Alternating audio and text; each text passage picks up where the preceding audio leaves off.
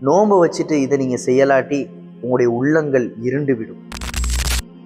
ரமலான் மாதம் குறித்தும் ரமலான் மாதத்தில் நோன்பு வைப்பதை குறித்தும் சூரத்துல் பக்ராவில் அல்லாஹு தஆலா 183வது வசனம் முதல் 187வது வசனம் வரை தொடர்ந்து கூறி காட்டுவான்.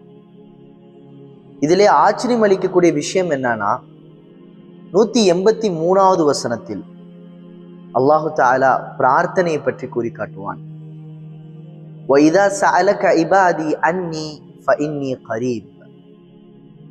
என்னை குறித்து என்னுடைய அடியார்கள் உன்னிடம் கேட்டால் நிச்சயமாக நான் அருகாமையில் இருக்கின்றேன்.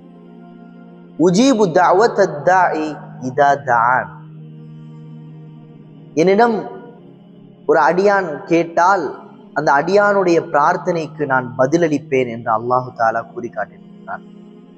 இங்கே நோன்பை பற்றியும் ரமலானை பற்றியும் கூறி காட்டும் பொழுது அதற்கு இடையில் ஏன் அல்லாஹு தஆலா பிரார்த்தனை பற்றி கூறி காட்ட வேண்டும்? அல்லாஹ் நோன்பாளிகள் பிரார்த்திக்கக்கூடிய பிரார்த்தனையை அல்லாஹு தஆலா உடனே ஏற்றுக்கொள்கின்றான். நோன்பாளிகள் அல்லாஹ்விடம் அதிகமாக பிரார்த்தனை செய்ய வேண்டும் என்கின்ற விஷயத்தை அல்லாஹ் விரும்புகின்றான். நபி ஸல்லல்லாஹு அலைஹி வஸல்லம் அவர்கள் கூறி காட்டியிருக்கின்றார்கள், அத்துஆ முஹல் இபாதா. பிரார்த்தனை என்பதுதான் வணக்கமே என்று அவர்கள் கூறி காட்டியிருக்கின்றார்கள். நாம் எப்பொழுது வாயை திறந்து அல்லாஹ்விடம் கரம் ஏந்தி பிரார்த்தனை செய்யவில்லையோ அப்பொழுது அல்லாஹ் நம் மீது கோபம் கொள்கின்றான்.